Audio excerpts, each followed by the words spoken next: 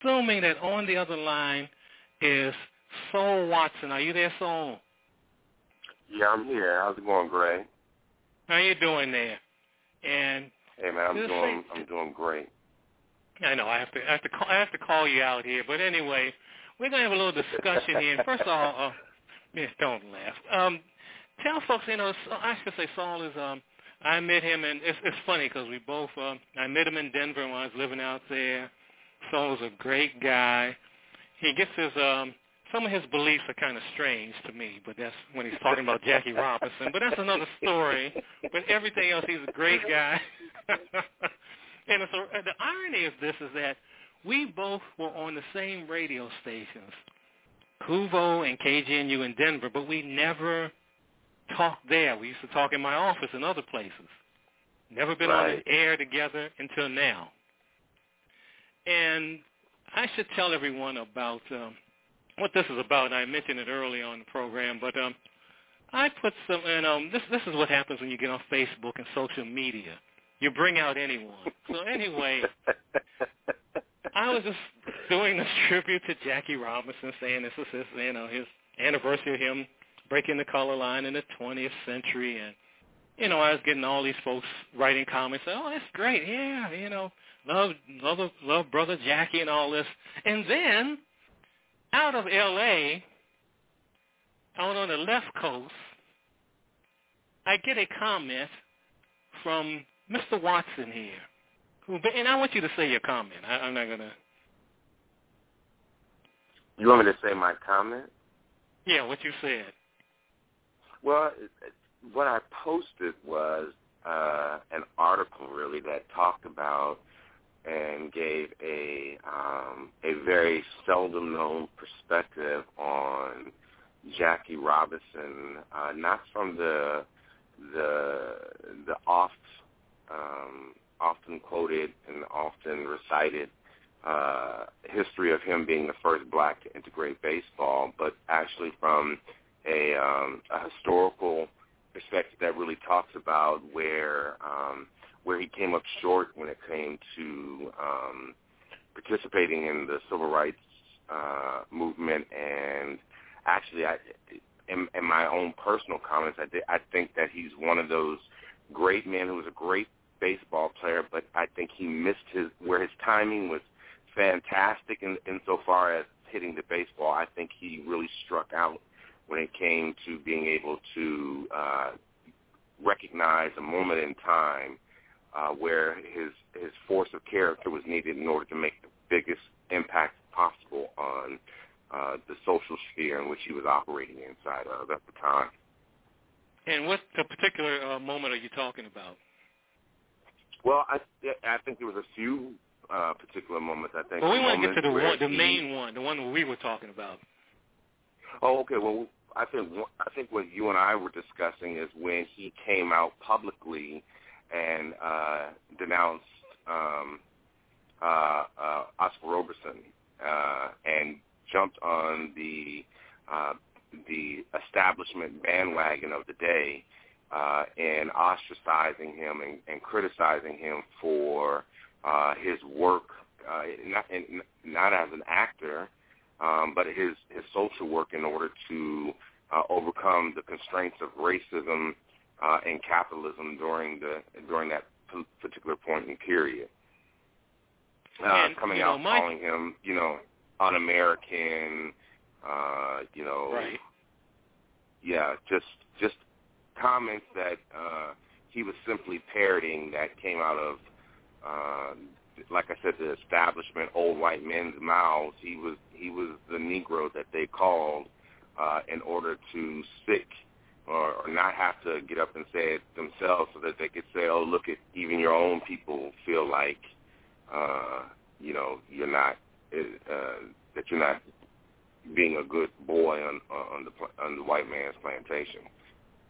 And the fact of the matter is, and you can call in listeners at 424-675-8315. Paul Robeson and Jackie Robinson are like two of my all-time favorite heroes in history, not black history, world history. Yeah. So I have to say that up front. And what you got to keep in mind, And Jackie Robinson was one, and we're celebrating some of us are celebrating Memorial Day weekend, and he was a military guy. And during that time, he kind of followed orders. Right. And he was asked to come before the House Un-American Activity Committee on Capitol Hill here in D.C. to denounce Paul Robeson, because he was at the time the number one African-American Jackie Robinson in this country as far as being well-known. Right. Everyone knew that name. And he had, he was very vocal on a lot of things at that time, and I believe that was 1949. And he got up there and just denounced Robeson, which is one of the worst things that he had done. But on the other hand, he did later on in his book, his autobiography, I Never Had It Made, apologize for his mistake, because he realized that he had said the wrong thing, that he was used by the society.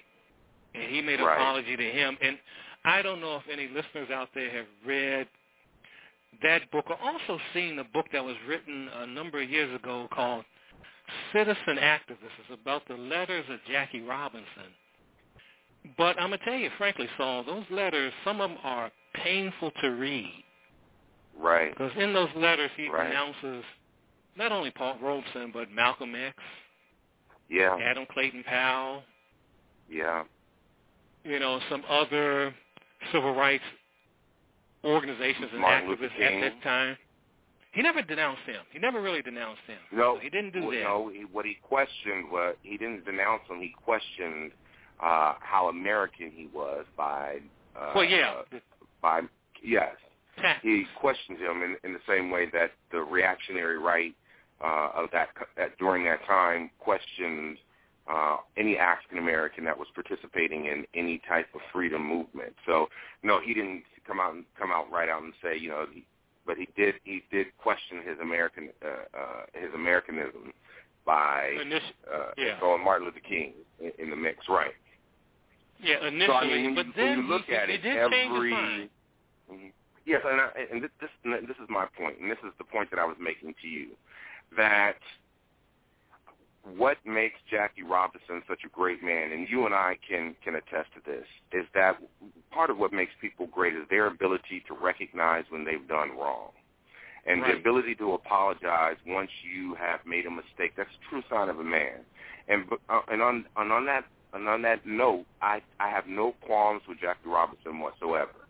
What my point is, my driving point is that he was unable, because of like what you said, because of his blind adherence to Euro-Western culture and its oppression on African American people during that time, he was unable to put his fingers on the pulse of the movement.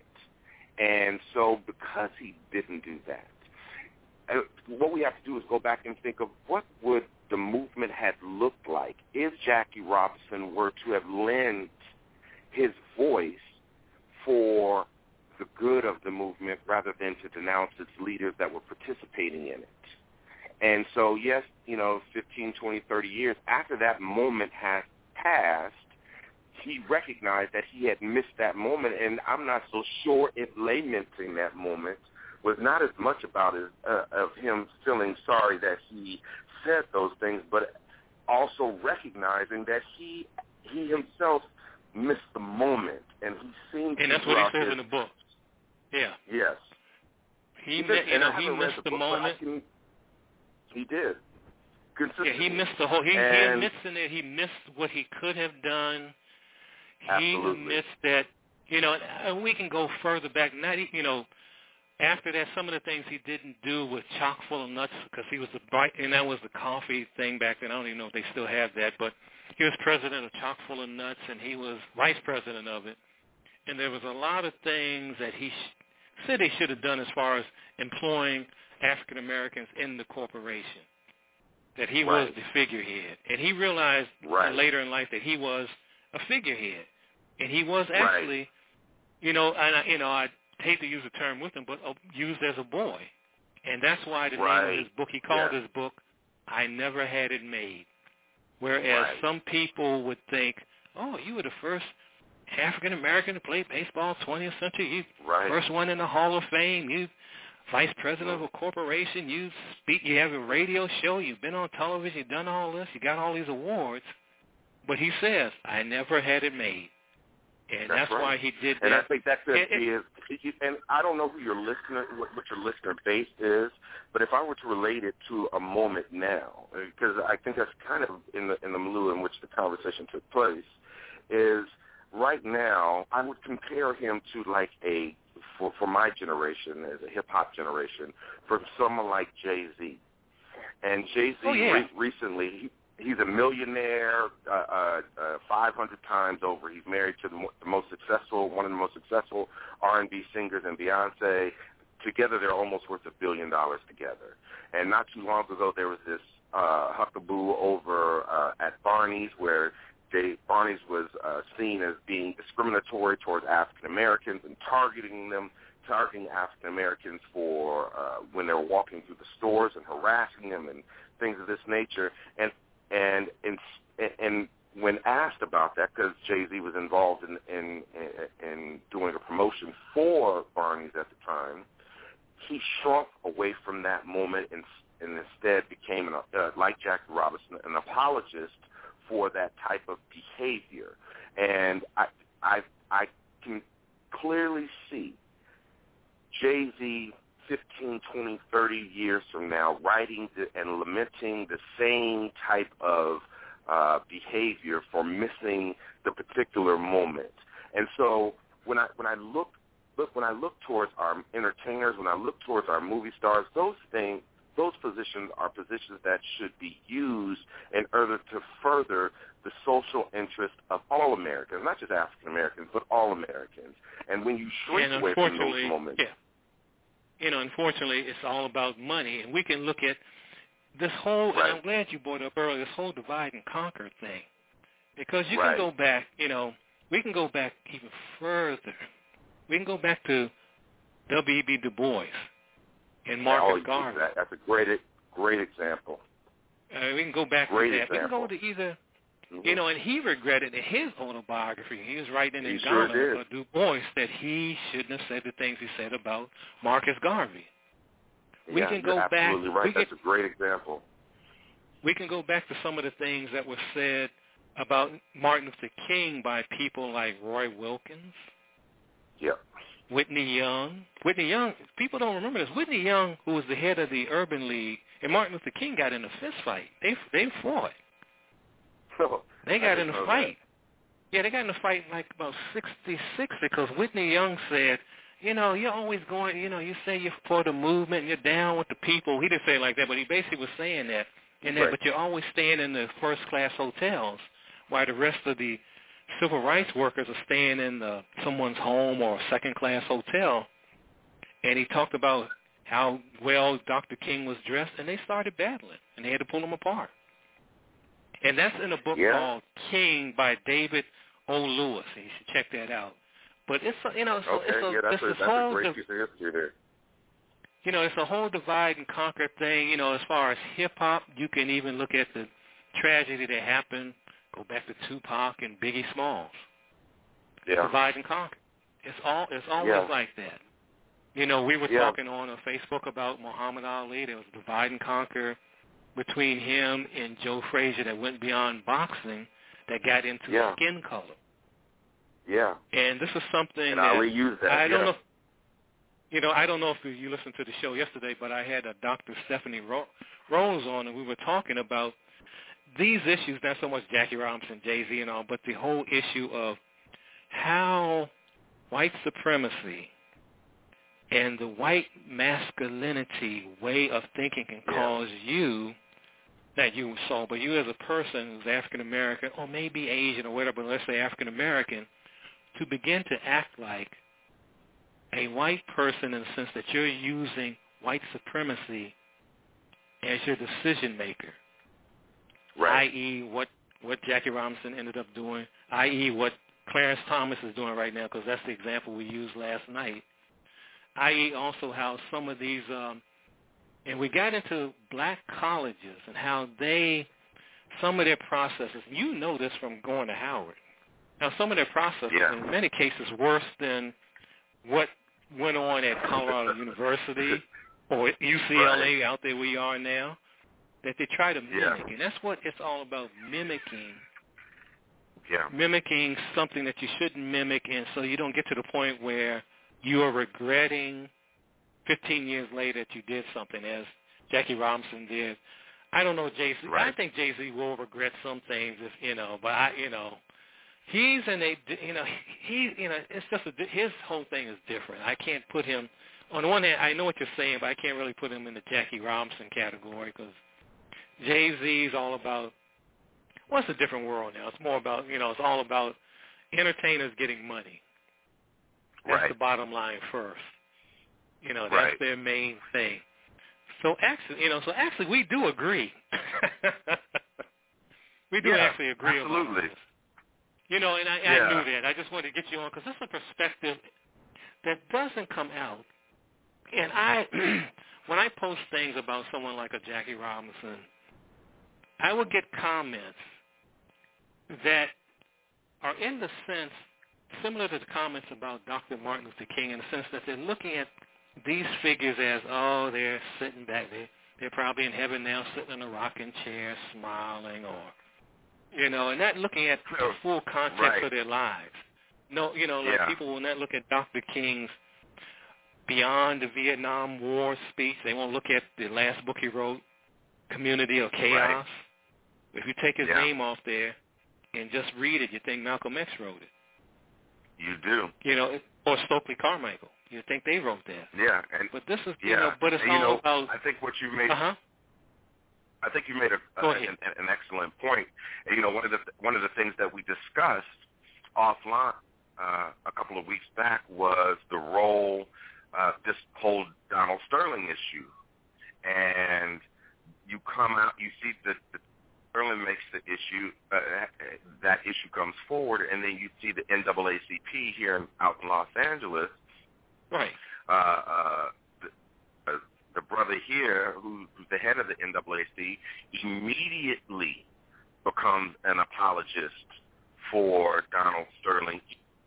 And see, what a lot of people don't understand, and maybe that's because of locality, is that Donald Sterling owns a lot of rental property here in Los Angeles. And that's what we were talking about last night, right?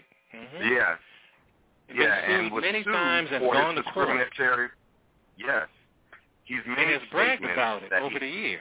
He absolutely has. And the NBA knew that. Yeah. It's not like you said, Donald Sterling didn't make any secret of it. He didn't make any secret of it. And to have the head of the NAACP become an apologist when African Americans have successfully taken this man to court and sued him for the largest amount at that time for housing discrimination is just appalling and indicative of the lack of vision and leadership that exists inside of the African American community today. It's an indictment on us. As you said, no one ever said anything about his real estate policies all these years. Right. No one ever said anything about how he would bring his friends into the L.A. Clippers locker room and parade his athletes around like they were slaves at an auction block. Right. And the players knew this, and NBA knew this. So when I see what's going on now and how people are jumping on him because of a private conversation, where he actually didn't use, when you break down the conversation, he doesn't say nigger. He just says he doesn't want his little girlfriend, in parentheses, seen with these black guys at the game. And what he's actually saying is, I don't want you there with these guys that you're sleeping with. Right. That's the whole content. It's not about, it's race in one sense, but it's more to it. The real race issue is the practices he's had over the years, and that's what bothers me about some of these folks who are pontificating now on the air about him. Also pontificating now about statements by Mark Cuban. Right. Where he actually they're all on of the these state. people belong to a particular class. It's a fraternity. Yes, that's exactly it. And in the labor movement, we call it male, pale, and stale.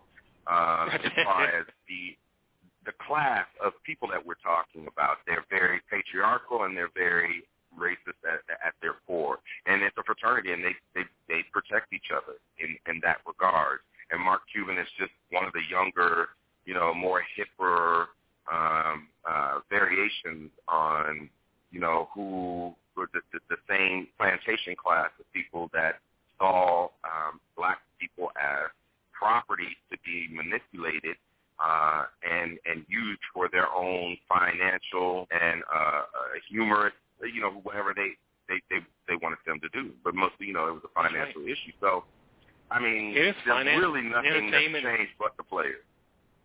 No, it's not. And to piggyback to get back to the era of Jackie Robinson, and I've had this on the show before. I've talked to folks about this. The issue of him breaking the color line in the 20th century is not so much the goodness of some, Branch Rickey's heart and all. It was about money. It was financial issue. Yeah. He saw how many African Americans were going to Negro League games at Ebbets Field, Yankee Stadium. He saw what that would do, and it all comes down to money. That's what it is. Right.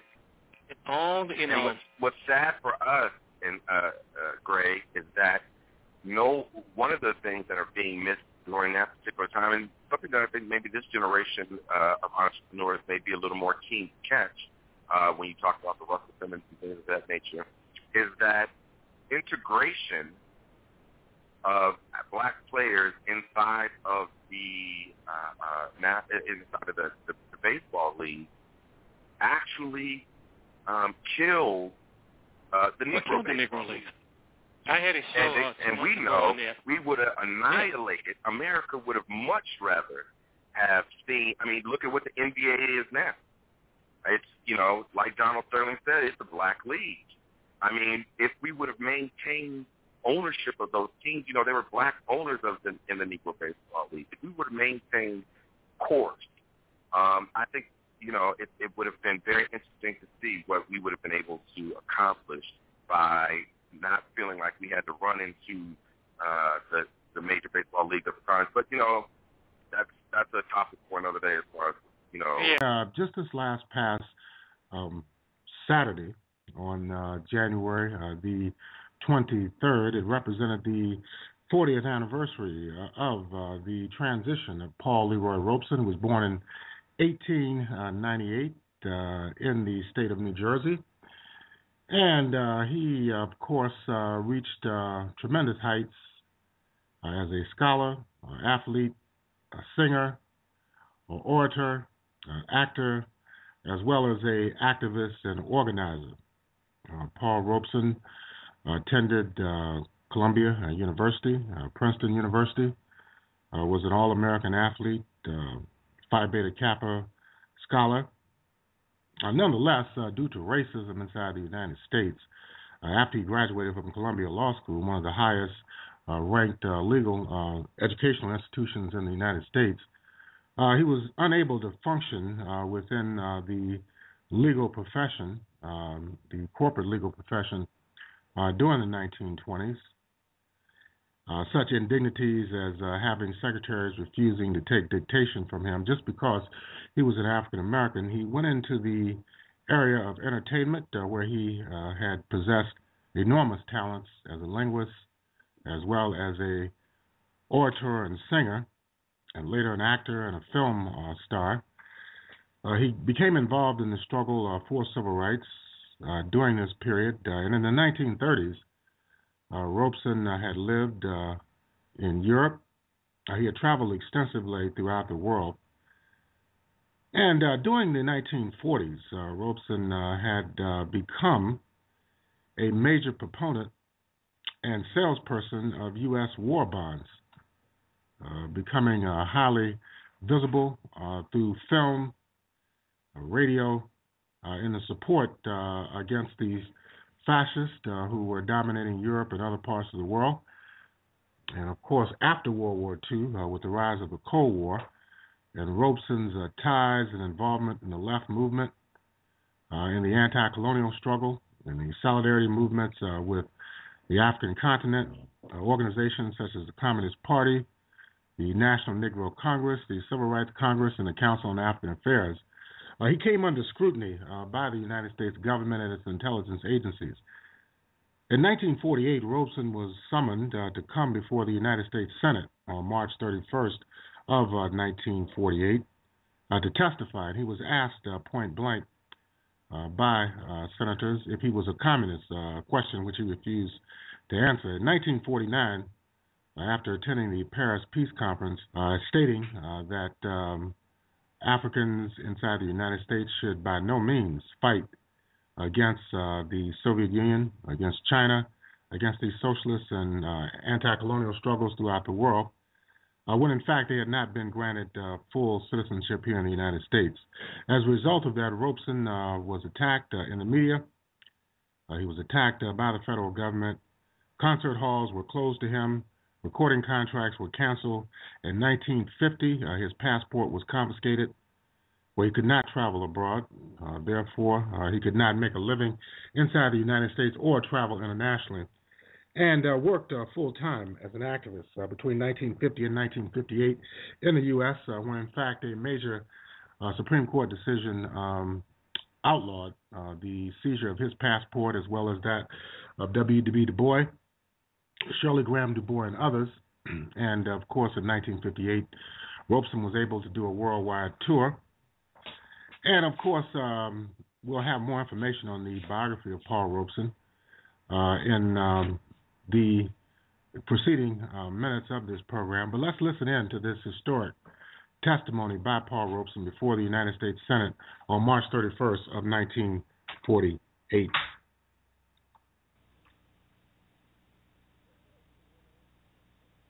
Is Mr. Robeson here now? All right, you may take the chair.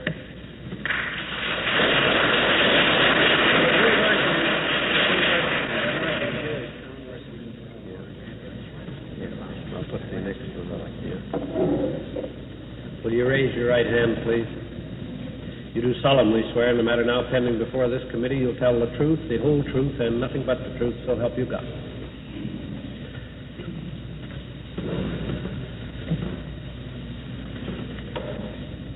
I'm here, Senator. I've been traveling a good deal about the country on various missions. I'm an artist, a singer. Also, I've been in the South and the West, all over, helping, singing for certain charitable organizations. And coming to the bill, I see first is to protect the United States against so-called un-American subversive activities. I presume, since the United States doesn't exist in abstraction, that it means the people of the United States. That would be more or less all right, wouldn't it?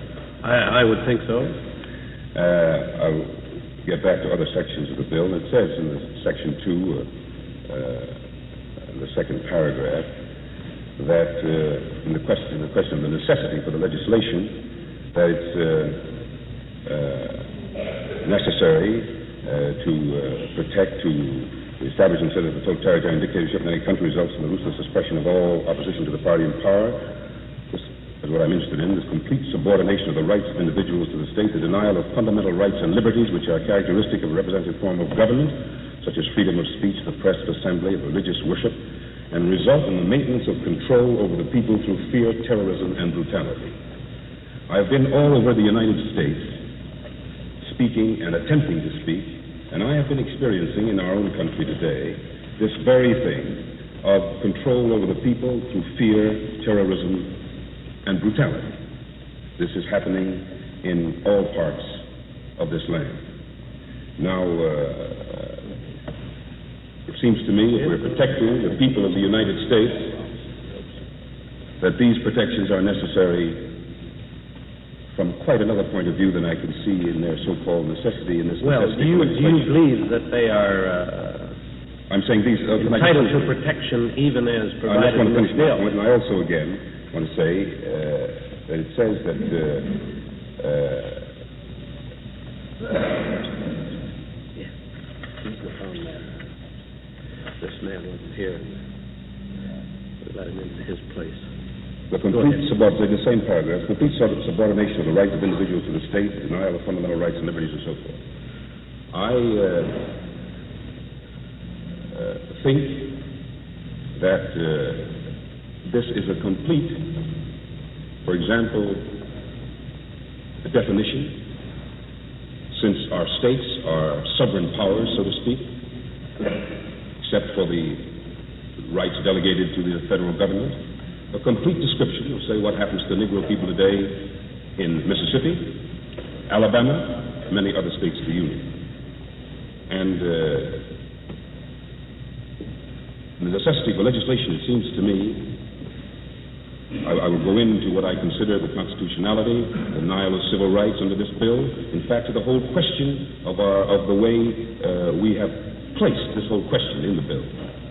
But it seems to me that the necessity for legislation that might concern, I suggest, with the committee today and for some time to come, that since in this bill, perhaps hundreds, thousands of Americans would like to speak on it, and that it should, that not only today, but perhaps in the future, there should be opportunity for that.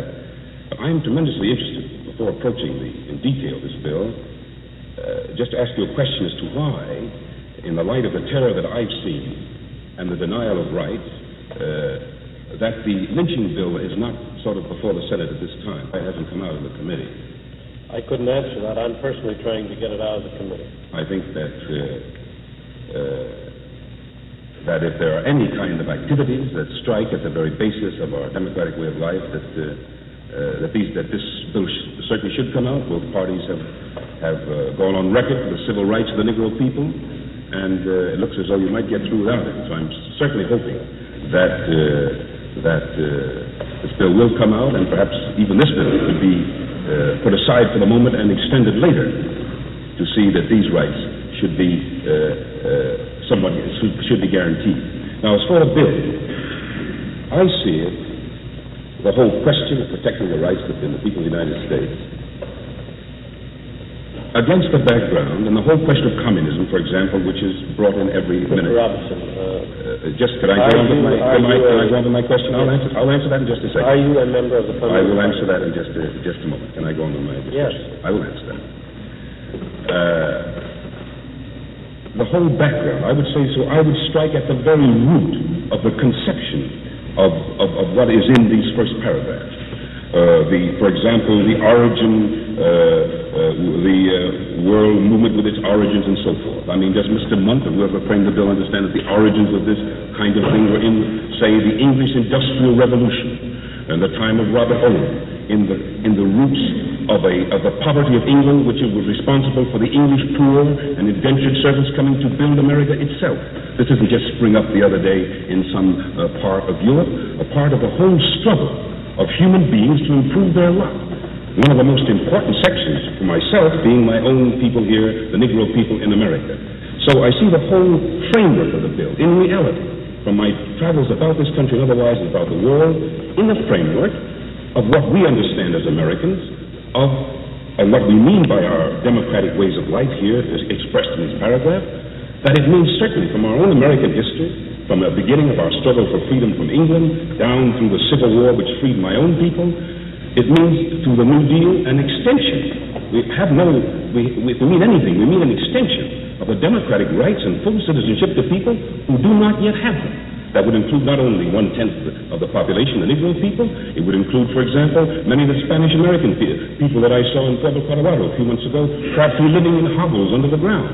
It would include many in the fruit fields of California, in the whole deep South and all over America. And so in approaching this whole problem of the struggle today in Europe and elsewhere, what has happened in 1917 in Russia, what's happened in Yugoslavia, many places, it has to do with trying, with millions and millions of people who are denied very basic rights, economic, social, and political, of trying to build a decent way of life.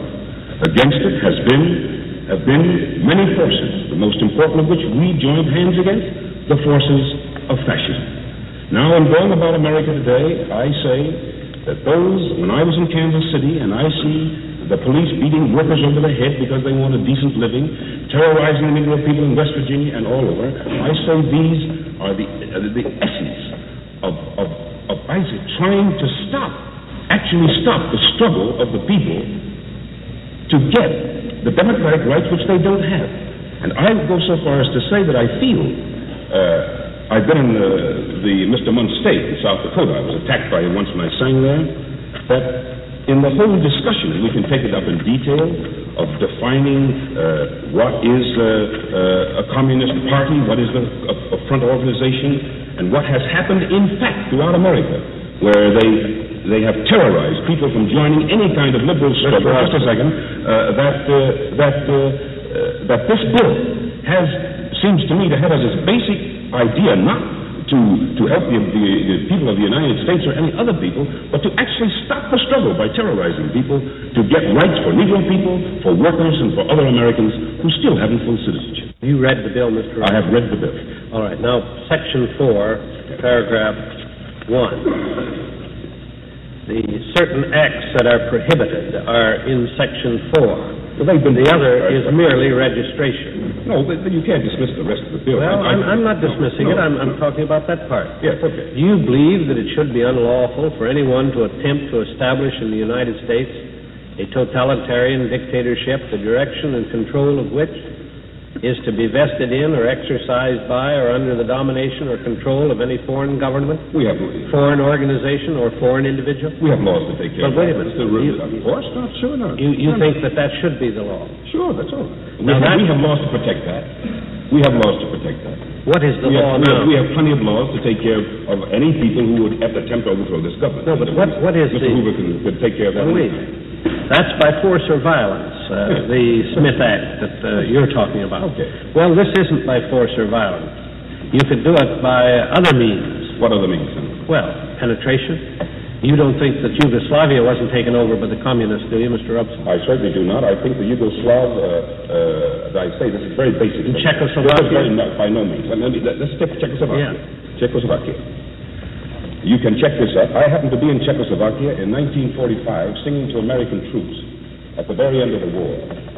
I, as a singer, was called in by the American military to sing to some Czechs at a big party. And I had been in Prague before the war, and I speak the language a little bit. And I was trying to find out who these Czechs were. So finally, a woman comes up to me and said, I'm Countess so-and-so and so, and I met you in Chicago during the war. I said, you were in Chicago during the war, I understand. And I suppose you expect and it occurred to me that maybe she was back in Czechoslovakia to get back a couple of those castles, which had been taken away because those who owned the castles had helped the fascists. All I can say is, and I say this, and I can be called up again on this, I felt that I saw the American military. The only Czechs in the room happened to turn out to be Czech collaborationists and Sudeten Germans. And I would say that the Czech people probably made a decision that under no pressure, even American pressure, would they accept the restoration of Czech fascism, that if they were made to choose, they would choose the other way. That's the way I would suggest it. So and as far as Yugoslavia, it seems to me, I was in Yugoslavia, and I saw the Yugoslav peasants suffering exactly like the Negro peasants suffered in the South. Only they were not 1/10 of the population, they were perhaps 9/10 of the population. And so when we help them destroy fascism, including King Peter, whom we now seem to have in this country floating around, I know him as a boy there in London, saw him around there, I think that what has happened in Yugoslavia came from the struggles of the Yugoslav people who, with our help, were able to take the power. And as far as I can see, Senator, they're going to keep it. All right. Mr. Robeson, what is an American communist? You define that. I consider an American communist. For example, I know one. He grew up with me. We came up together. He went to Amherst, I went to Rutgers. I was interested in that because Judge Stone, I took law at Columbia University. He was the dean of personal property at the time. He was an Amherst man who played football. We used to talk about this. Now, this fellow grew up with me, was born in Georgia, went through all sorts of, as a Negro boy, injustices and injury to his dignity every 5 minutes. He came north, went to Harvard Law School, and a dear friend of mine through all my life, still is. He is today on the city council of New York City, a man who is fighting and has made a tremendous struggle for the rights of the Negro people in Harlem and all through the United States. And I know no American that I'm prouder to know, and he is an American communist on the internet. All right. Now, what do they stand for? What's that? What do they stand for? They stand, as far as I can see, for complete equality of the Negro people in America, which I would like to see. In every respect, it might interest me either to know, but in going about the country, I asked university students, when did they think that the Negro people would be completely free in America? Like anybody else, not special freedoms, economic, some kind of special freedoms. They said to me 1,000 years. 1,000 years. So I'm interested in a party and in people who like in the Scottsboro case, who risk their lives, who make every effort of any possible kind to see that the Negro people secure their rights, so the forces of labor. Do you think that's what communism stands for in America? It stands for me. Look, I say, this is my basic point. Well, that's what I want to My basic point is, let's just wait a minute. Where did communism come from? I'm taking from the first paragraph. It started against the background of the sufferings of the English people in the mills in the great industrial revolution, which resulted in the slavery of my people in America. Now, in this struggle, can I say something? In this struggle, as I would put it, of the few against the many in history, that is, why did we found the American government? What happened? Why did Cromwell come over in England in 1640? Because he said no divine right of kings. And in order to see that in English history, they had to chop off Charles's head. And we had to have a revolution in 1776. We had to have a civil war to see that somewhere people begin to get their rights. So the French Revolution. So I see history as a struggle of the great mass of people to some way get some fair return for their labor and a decent chance to live. Yes, now let's get down in America. Yes, let's get down to what American communism. What I'm saying, to me, they are a part of this whole struggle. The interest, so I can only define it against its background. Right. You can't say in one breath, Senator, that it's American communism, offshoot of Russian communism. Well, that's what I want to know. I say, no. What is it under the domination? I say, what is Russian communism an offshoot of? Did Marx or Lenin or did they spring up out of the head of a painting? No. These came out of the social conditions of Europe. Now, and communism began in England, not in Russia. And let me say, are you an American communist? Senator, just let me finish the point. I'll answer that question. Now, in Scandinavia today, they have decided to solve these problems of all the resources of the nation being in the hands of a few people by cooperative methods. That is, the General Electric, which controls electricity in this country, they more or less put them out of Sweden by cooperative means. In England today, they have taken over the railroads, coal, banks, by socialist means. That is, by public ownership. Now, this oughtn't be any mystery to the American people. We have TVA. New Zealand is a socialist country.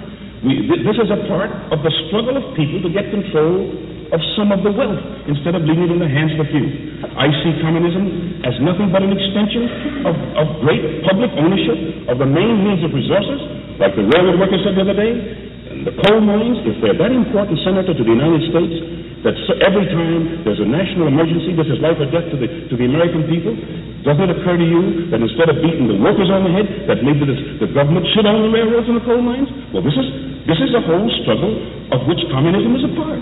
This is a part of the conceptions of the struggles of human beings for ages. And you can't move communism out anywhere in the world. Well, then, do I understand? So American communism is, you might as well say, what's an American socialist? What's an American Democrat? American communism is part of the Russian system. No, but do you know that American democratic principles stem directly from the French Revolution and our own revolution? No doubt They're very revolutionary ideas. No doubt about that. They are very revolutionary ideas. Right. In fascist Greece today, these are very revolutionary. Mr. Robeson, let's get down to some of the facts in the bill. Now, I asked you the question, you said you'd answer it. Are you an American communist?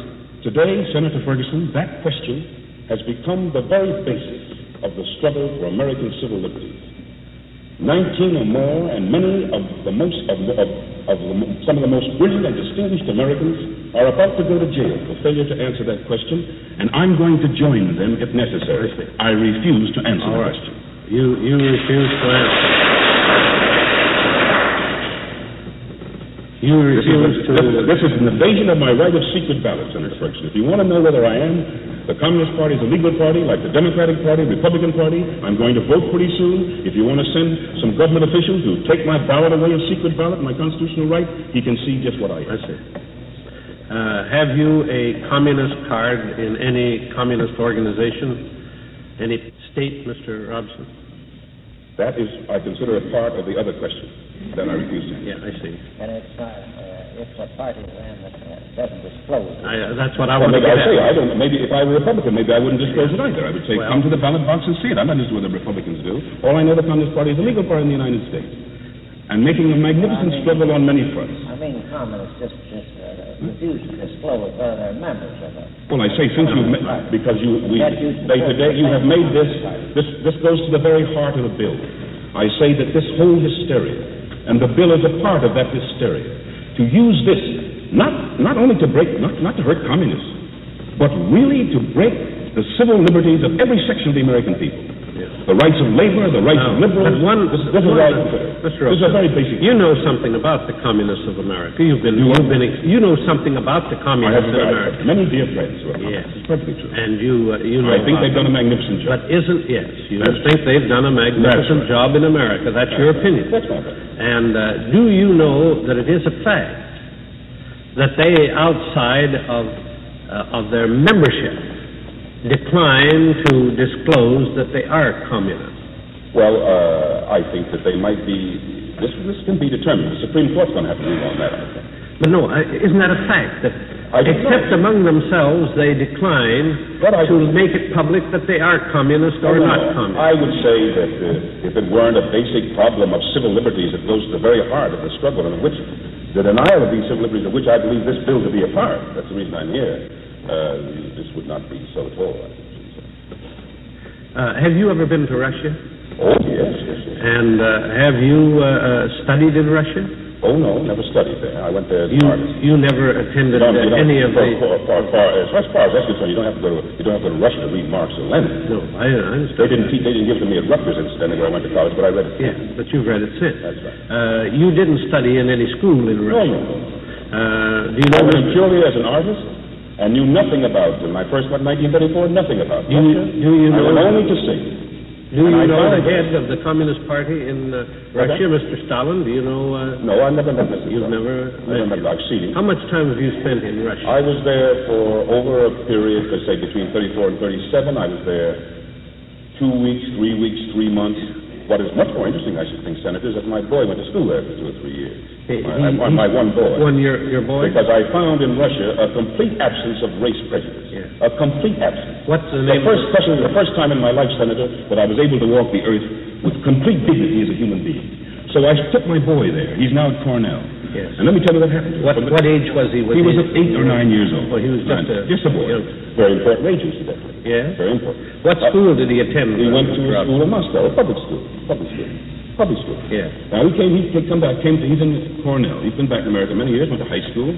But in Russia, from not experiencing this race prejudice, today in America, he's going to fight for his people and fight in the progressive section of American life with much easier than I can, for example. Because if somebody would suddenly call me a name here in the room, don't think I would do anything about it. But I'm sure I'd have a tendency to get up and want to knock the guy down. Now, he has no feeling of any kind of thing, because he knows that he lived in a part of the world where there was no such thing as color prejudice. So he's going to be able to make a very important contribution, I think, to American life. Now, this is what it did for him. That's the reason he went. Do you know whether or not the American communist owes any allegiance to the red flag? As far as I know, the Supreme Court has been put up only once. No, they refused to pass on it. No, I'm asking you what you know. You've been traveling all over. Oh, no, I don't know. Why would they? Why that? As far as I know, the American communist is interested in improving, as far as possible, certainly, the lot of the people here, of the people who suffer, as well as in other parts of the world where this becomes a part of the struggle. Do you know whether or not the American communists believe in world revolution? That I don't know. You don't know that? That I don't know. And do you know whether they do believe in allegiance to the Communist Party or communism in Russia? Do you they what? That they owe allegiance to? Oh, no. I don't think that. I would say no from anything I know about it. I don't think they have nearly as much allegiance to Russia as certain Americans seem to have today, say, to a fascist Greece, or to Turkey, or to Abdullah in Transjordan. You have addressed communist meetings in America, have you? President Roosevelt gave a definition of this, that of the concentration of power in a few hands in the struggle of the New Deal against the so-called economic royalists, in which he defined this concentration of power as the essence of fascism. I would like Mr. Hoover to be sure he's got Mr. DuPont tabbed and Forrestal and the people. This is very difficult because they are our government today. It isn't so easy to get to the basis of what might be potential American fascism. That's what frightens me. And I don't see enough about that in the bill. Well, doesn't this bill cover no, I don't dictatorship, whether it be fascist or communist? You cannot say that. You cannot define fascism or communism by totalitarian dictatorship. I disagree with this again is misleading the American people. That is, during the war. What's your definition of fascist? I would say, to me, the essence of fascism in two things. Let's take the more obvious one first. Racial superiority.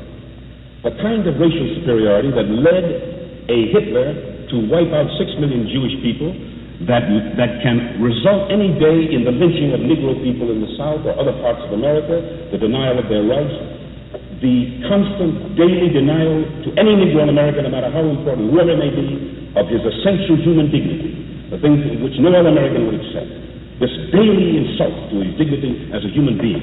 This is the essence of fascism. Now the second thing is, but the most important thing, which is the reason this can be, is the power of the resources of a nation in the hands of the few, and the use of the state power, as Hitler or Mussolini or the police in Kansas City, to beat down any attempt to strive toward any kind of democratic rights or freedoms. Even though that be law enforcement? What's that? Even though it be law enforcement? I say, even though I would say this is the very essence of the thing. We find always that law enforcement in this case is the protection of the property of the few people who are the potential of fascism. Now, what is the essence of communism in America, in your opinion? The essence, to my mind, of communism here, anyway, is every day I read in the paper, what does communism thrive on? All this kind of. You tell me, Senator, where would you expect to find your communist? Would you expect to find, say, that Mr. DuPont would be a communist? Well, I think in America today we can expect to find them anywhere. Oh, you well, no, I would say that. It isn't a question of wealth. Oh, very much so.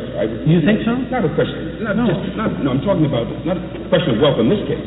A question of wealth where it comes like in America today, as far as that's concerned. Where in the end, take the South. Well, you tell me who controls the wealth of the South. See, you gave me. Let me give you the point. Well, wait a minute. You gave me the essence of fascism. Now I'd like to have the essence of communism. Let me give it to you, because this came from my experience. I didn't make these things up. So I'm in the South. My father was a slave. A few weeks ago, I'm standing in North Carolina on the very soil on which my father was a slave. Now then I go into the whole history of our civilization, so to speak. 100 million Negroes from Africa, torn to pieces and died in the slave trade. On our backs in America, the very primary wealth of America built on our backs, cotton, taken to the New England textile mills. What do we get from it today? Poverty, insult, inferior station in life, no opportunities. Who controls the wealth? A few people. Now somewhere, to me, by whatever means, today, at certain times, like in our own history, these means have been revolutionary. In other times, evidently not. But somewhere, to me, communism is interested in seeing that those people who are oppressed, who suffer, that somewhere they represent those people in their struggle toward freedom. Now that's the essence of communism. That's what I'm saying. And the essence of communism here is the same as the essence of communism in Russia. I would say it's the same. Universal. It has to do with the struggles of the Russian people against the Tsar's oppression. All right. It's universal. But they were interested, exactly like universal in this sense, Senator Ferguson. You see, I must stop you from what is an American today. Here's what I mean, an American here. So you try to link every American who believes something with this country or that country. Now, Mr. Marshall is on record today that we are no longer Americans, Senator Ferguson. We are defending Western civilization, whether it's in Italy, Greece, even in Turkey. They've become the great defenders, strange to say, of Western civilization. Now, we as Americans today are in a world, some kind of world struggle, which we are no longer Americans, we are a part of the world. So you can't isolate this in this sense. Now, I say to Mr. Marshall, and I say as an American, I was in Europe. Now, if there are Americans who want to support Franco in Spain, let them go ahead. I was in Republican Spain singing for troops who were fighting against Franco. Mr. You understand? If this law is this passed... has nothing to do. You can't do it. No, I don't see the American communist doesn't. He's an American as far as I know. If this law like is in passed... Jefferson's time, he was an American, not a Frenchman. That's what I see. If this law is passed and the Supreme Court holds it constitutional, do you believe that it should be lived up to? If this law is passed? Yes. Or any law passed. I think this law first, I sincerely hope the Senate won't pass it, and I'm sincerely hope that the Supreme Court will declare it unconstitutional. But if they do, you then believe that the people should live up to it? Well, I'm sure that I would live up to it in every by trying in every possible way to have it taken off the books. Well, but wouldn't you live under it? Wouldn't you say that it was the law and therefore it was binding upon you? Nobody's arguing that point. That's what I mean. Nobody's arguing that point. Well, Mr. Foster told us Friday that he would not obey it if it was in what the law. sense would he not obey it? Just he wouldn't obey it. What do you mean he wouldn't obey it? Well, I don't know what his thinking was, but he said that he would not obey it. He didn't believe that it should be obeyed. That he wouldn't register. He wouldn't register? Neither would I register. Well, you would. I read any organization, neither would I register. He violating the law. Well, then you would violate the law. I would violate the law. Oh, I see. So then you would violate the law, and you would feel that you were... I would say, this to me, I would fight I would really fight it as a real piece of American fascism. Well, you see, what I'm talking about is after it's declared constitutional by the Supreme Court, then you would defy it. Let me put it this way, Senator. Let's suppose a Frenchman at a certain time is now faced with a law passed by Vichy. Would you expect that Frenchman to observe it? Under the former Vichy government? No, it wouldn't be the law. Why not? Because they were France at that period. Yes. They were the government of France. There's a new government there now, and they have... I'm not talking about at that time. Would you have expected those men who helped our American boys come up and destroy... Well, is that the way you classify this law? I would classify it exactly in that category. I see. Then you would not... As a fascist act. Then you would not obey it. That's right. As an anti-fascist, I would not obey it. Now, you recited here that your father was a slave. That's right. You are now independent. Am I? Independent. Well, now you wait till I get the senator gets his question. You are independent economically. You occupy a high position in American society. You're proud of it. You've been of service in many ways.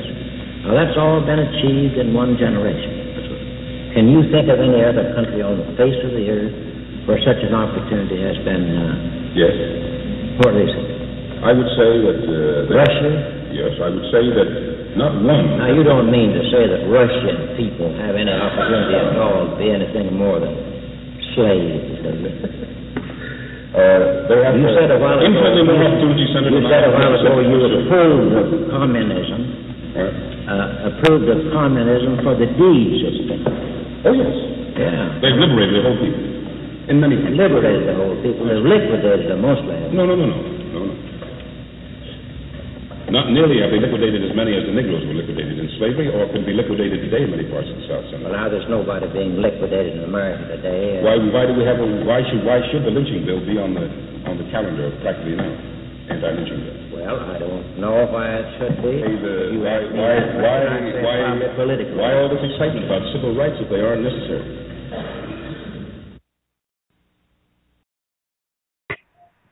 Welcome back. You're listening to the Pan-African Journal. I am your host, Abayomi Azikwe. And that was excerpts from the testimony of Paul Robeson on May 31st, 1948, before the U.S. Senate, discussing a proposed bill that would, in essence, outlaw the practice, organization, and affiliation of communism or socialism inside the United States. Thank you very much. Good afternoon. I'd like to try to put my father's persecution in a context to show the continuity between then and now. I can speak with some authority because I've also been a target of both COINTELPRO and MKUltra. I've been more fortunate than most. I'm still here and healthy. Most people who have had that experience are no longer with us. In terms of a context, the people who did that to my father and to me are part of what I call the permanent government. They have been here since before the Civil War. They were responsible for the assassination of Lincoln, of Kennedy, and many, many more. They have been responsible for starting wars, for covert operations that have tried to start wars. They have been involved in assassinations of foreign diplomats and heads of state, and on and on and on. Contrary to the mythology, the most important part of that secret government is run out of a secret operation in the Defense Department, out of Defense Intelligence, which gets 80% of the budget. That's where the ball game is. That's why the 9/11 Commission focused on a czar who would extract the budget and control from the Defense Department. The CIA is small stuff. However, they're coordinated, and the real dirty work is done by something called the Field Operations Unit of Military Intelligence. Now, those people are around because they come from a special segment of the American population since before the Civil War. They belong to a specific ethnic group and a regional group. They are part of an elite in this country that used to call itself the WASP Ascendancy. The ethnic designation is English and German, otherwise known as Anglo-Saxon. They used to call themselves WASPs, but that's no longer in vogue.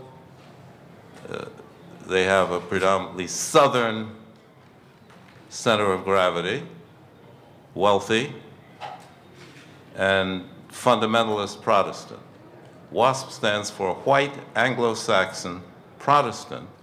Since Anglo-Saxons are already white, that's double white Protestant, meaning super white.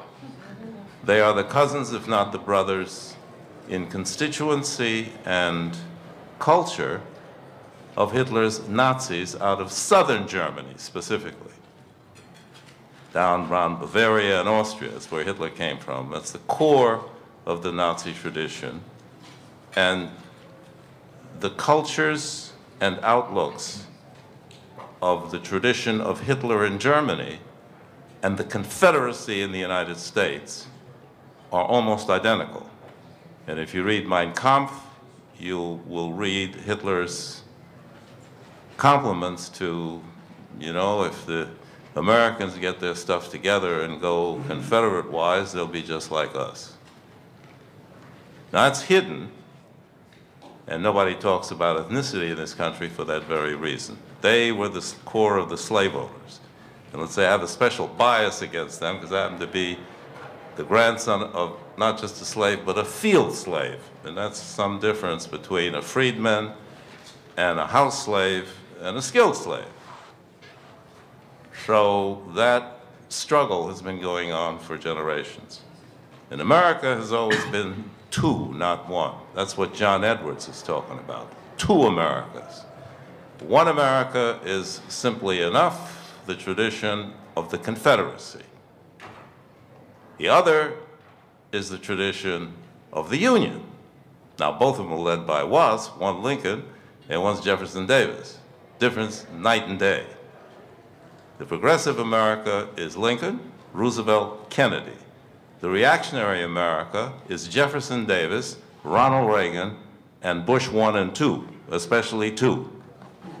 Anglo-Saxon, okay, Southern, in Bush's case sort of transferred from north to south, but Southern core, fundamentalist Protestant, and wealthy.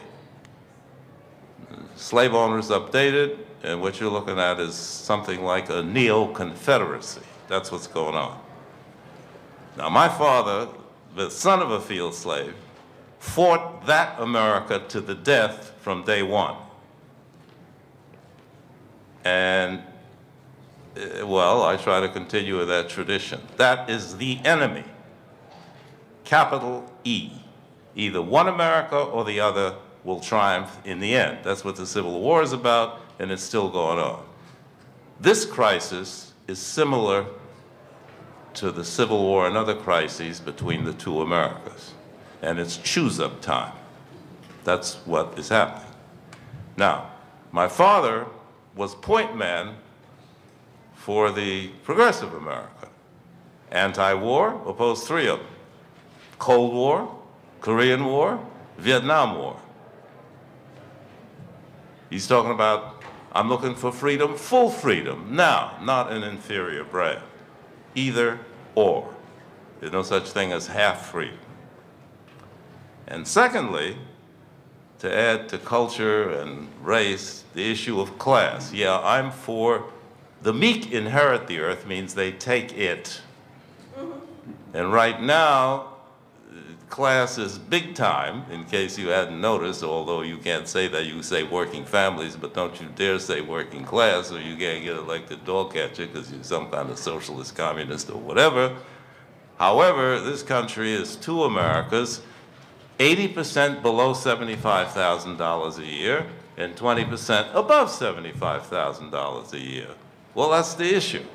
The country's now run for the top 20%, actually the top 10 or so, 15, blacks included, and the 80% later for them. Well, the 80% time has come, and that's a big issue among black folks. So you're talking about class, race, and culture all together. You can't leave any of them out. And the 4th leg of the chair is peace. Because if you got some liberals running around, well, they're Cold War liberals. Well, we'll do guns and butter. We got to fight either communism or terrorism or whatever abroad and establish some kind of empire. They're going to deep six everything progressive. No, you can't have progressive domestic policy and a warlike or imperial foreign policy and have a decent anything at home. And you don't believe it, look what Truman did with he started the Cold War, and Johnson, the war on poverty, turned out to be a kind of a half measure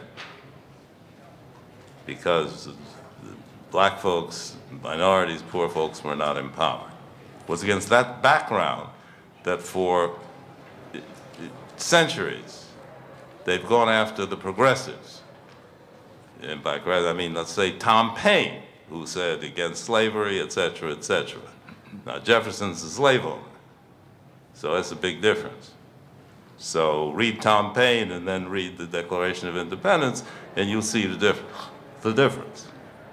So my father, 40, 50 years ago, is way out on the progressive side, point man. So he was lucky to survive at all. Now, they began going after him under COINTELPRO, that's the FBI, under a progressive president, Roosevelt, who even with all his power couldn't get rid of Hoover. Hoover more or less did what he wanted, law or no law. So he started going after Dad when he was at the height of his popularity in the 1940s. Ballot for Americans, Bard of Liberty, Herald of Freedom, Othello, All-American. I mean, he was everything. They called him America's #1 Negro, whatever that's worth. In any case, guest at the White House, all this. Hoover busy, not only surveillance, but bugged his apartment, bugged his phone, on and on, followed him around, etc. This is 1940s. Come 1946, there's the Cold War, and Dad has nerve enough to go down to Washington, D.C., by the way, co-chairman of the campaign for Crusade Against Lynching was Albert Einstein, no less. So they go down to ask Truman to end lynching. Oh no, Truman said, I can't do that because it's a political issue, the time isn't right, and so on. Well, Dad's saying it's a moral issue, and by the way, Mr. President, I must say if the federal government can't protect black folks in the South, maybe veterans down there will have to defend themselves. Then you'll have to send federal troops there. Truman jumps up, shakes his finger. That sounds like a threat. He's all red in the face. And Dad, all 6'3", 240 pounds, still athletic, slowly gets up from his seat. And the Secret Service men on either side of the president's desk, he'd jump out to the side of the desk, open up the jackets showing the 45. And Dad's just standing there. And somebody in the delegation, other than Dad, said, well, we meant no threat to the president. And Dad said, of course not. I meant no disrespect to the office of the presidency. I just was expressing how black folks, who are 10% of the population, feel. So Truman sputters, okay, this meeting's over. So this is headline. Robeson and Truman go at it. And from the Freedom of Information Act documents I got, is right after that meeting, President Truman calls in General Vaughn, who's his military aide, and says, this Robeson fella, he's getting to be kind of a problem. Why don't you tell J. Edgar Hoover to kind of keep tabs on him? Now that means Hoover has license to help the president solve his problem. And we know what that is. Well, by some coincidence, this is 46, right after that, Dad's called by the House Un-American Activities Committee. He tells them to go, well, I won't quote it, but he was a lawyer, so he wound him around his finger. But in the meantime, suddenly he's picketing. After a concert, he picketed a segregated movie theater in St. Louis, and on the way to another town with a friend of his, the left front wheel of the car comes off on the highway. Well, fortunately, they weren't going too fast, and nothing happened. But if you're going fast and the left wheel comes off, you swerve into the oncoming traffic, you're very dead. And that happens to be a signature of the FBI. Their hits are by retired FBI people who, some of whom, they have this way you sabotage, oh, it's easy to sabotage the wheel. You loosen up the things so that the wheel comes off when the speed comes up. And then in the 1950s, there were two more such incidents. Of course, that's no longer under Truman, that's under Eisenhower, who's a liberal Republican. Well, if you recall, he says, watch out for the military-industrial complex. He's talking about these people, whom he can't control. Okay, so flash forward to Kennedy. There's the first Irish Catholic ever be president, and he's talking about, if you read his inaugural address carefully, he's talking about peace. Say the real enemy is disease, poverty, and war itself. So he's talking about ending the Cold War.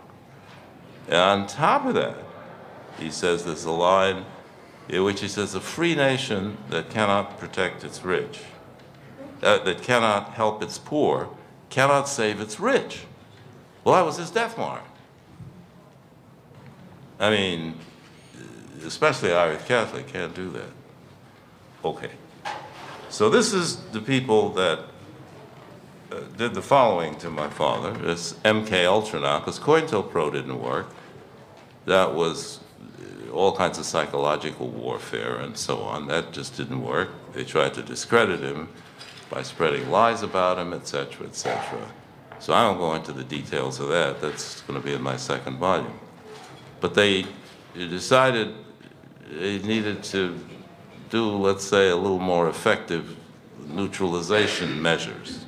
So there's a program called MK Ultra, where the CIA developed under Helms and Allen Dulles a program for using a special drug, later known as LSD, hallucinogenic drug, which if you drop a little and give somebody a Mickey Finn with that, the reaction, chemical reaction is such that extreme depression, and people get so depressed and frightened and whatnot, they usually commit suicide.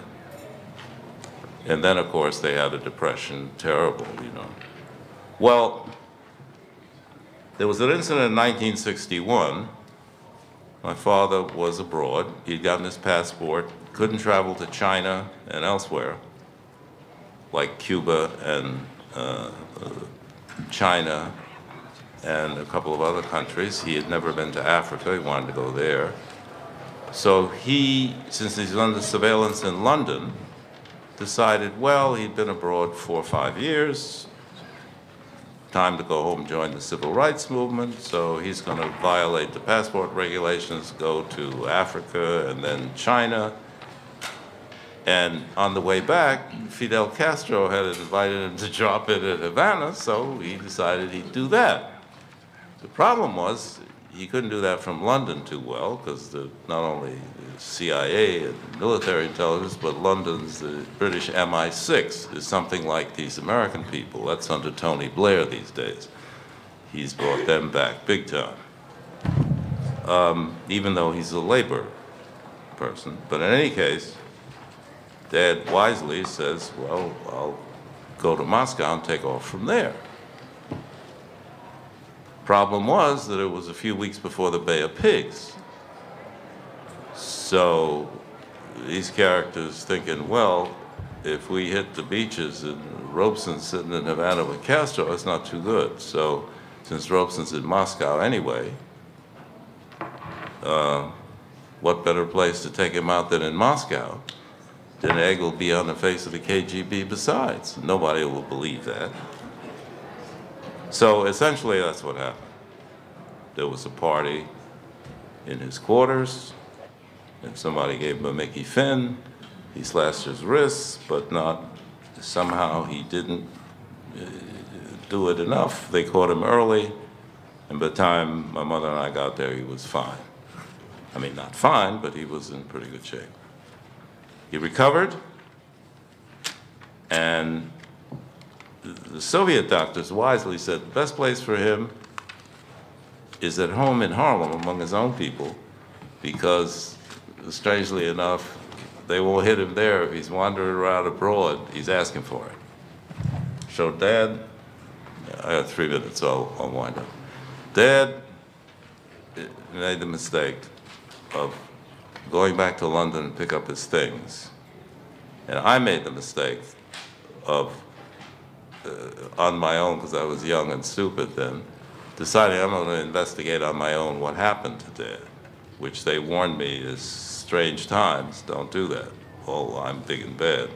Anyway, something similar happened to me, but I was fortunate I walked away from it. But then I couldn't take him home, so they hit him in London again, and he wound up in a London psychiatric hospital, where, under a program which is an extension of MK Ultra, their MI6 British colleagues arranged for him to get 54 electroshock treatments in a hurry.